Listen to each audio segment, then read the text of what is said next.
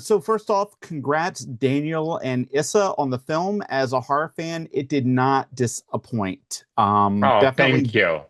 Definitely dug it. So as a horror kid of the 80s, this has been one of my most anticipated films of 2026. And that really, I love saying that to people because, they're just like, what? But you finished the film back in 2023 with some reshoots in 2024. I read the violence was one of the reasons that it was delayed. How close is this film to the that's hitting theaters to the one you shot or wrapped 3 years ago?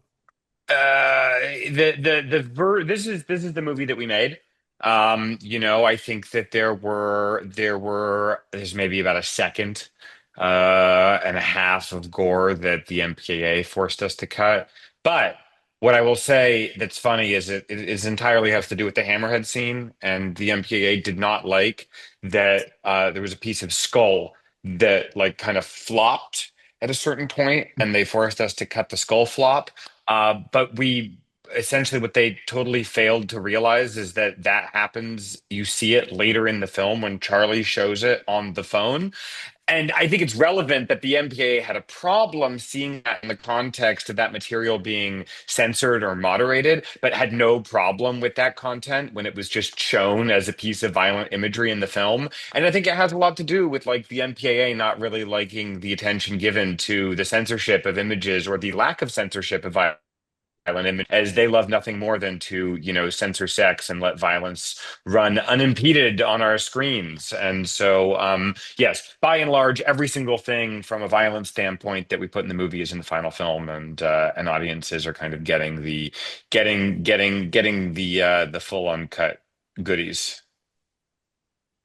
Awesome. So the gore is fantastic, but you're also chewing on some dense social subtext, like you mentioned before, and about the effect of social media and violence. When did you realize that you found your in and sort of cracked this story? Because it's not what a lot of people are going to expect for Faces of Death, the movie, and that's why I love so much about it.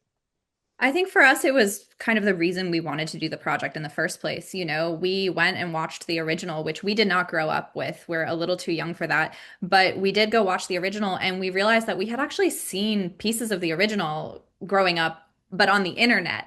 And, we realized this is where Faces of Death lives now. And I mean, we grew up, watching other violent content on the internet as well. And now it feels like you can't even open your phone without being served some piece of content, by some algorithm. And so for us, this film was a really exciting opportunity to kind of dig into, how it feels to be surrounded by this kind of violent imagery placed in such a bizarre context as like your social media. Yeah, I'm kind of ever since I finished the movie, I've been sort of hyper aware of that, and it's a great thing to put out there. So, one of my favorite fun facts whenever I sort of pitch this film to friends that I'm talking to is the Charlie XCX of it all. Like, how Mhm. did you how did you cast her and you cast her pre-Brat, like in 2023, like you got Charlie Yeah. XCX. How did that happen? She actually reached out Charlie? to Oh, yeah. us. Yeah, she reached out Mhm. to us. She had seen some press release about the film. She was a fan of our first movie, and she actually reached out and was like, "Hey, I want to be in this." And at that point, it was right before production. We only had one role that wasn't cast yet, and so we're like, "Here, we would love to have you." So, are you surprised that the film has sort of gotten more relevant over the last couple of years? I know it's been sort of incubating, but it's like almost even more relevant than it was when you guys originally shot it. Well, what's funny is that we pitched on this film in 2019. And Wow. when we pitched on this movie, Issa and I were trying to figure out where should this film be set? Should it be on YouTube? Should it be on Instagram? And Issa goes, where this movie should take place. Have you heard of this new app called TikTok?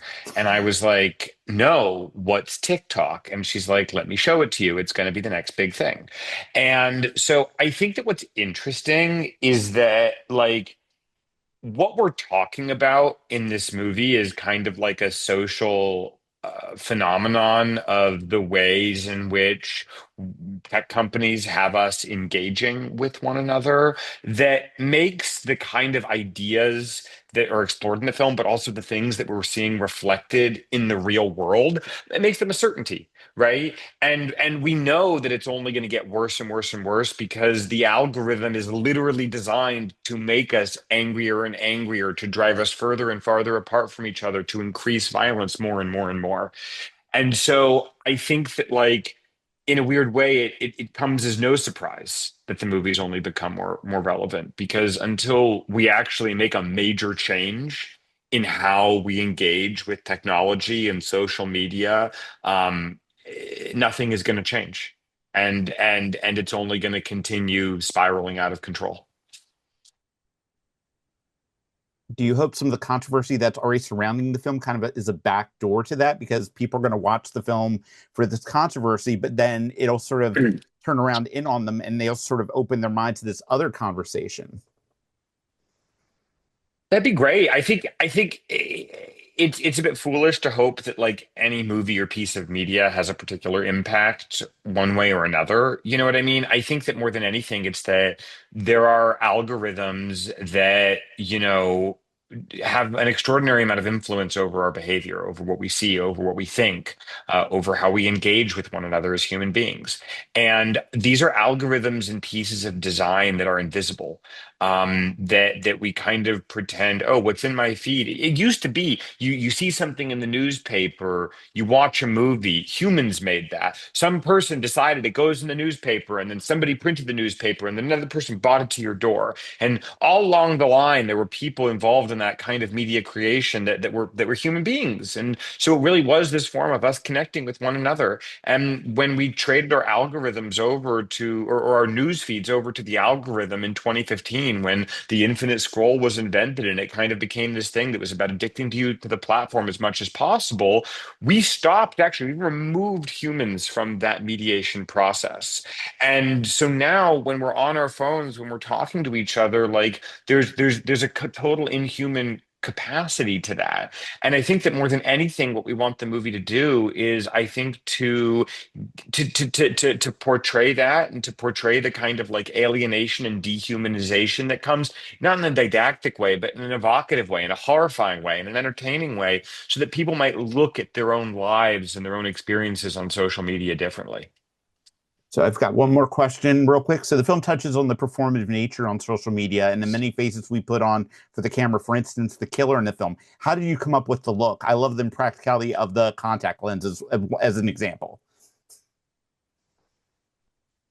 I mean, Lisa, do you a want lot of his look was came from a combination. A lot of it came from Dacre himself. A lot of the textures that he wears, a lot of the sheer materials, he wanted something very tactile, something that, he believed Arthur would kind of like obsess over. And then a lot of the building out of the materials from like the mask, for example, came from just thinking about who Arthur was as a character and where he would source this thing from. Arthur to us is someone who orders everything from Amazon. Everything is delivered. There's Amazon boxes all over his house. And so, what type of mask would he be able to find online where he could buy like a lot of them and kind of make this thing himself?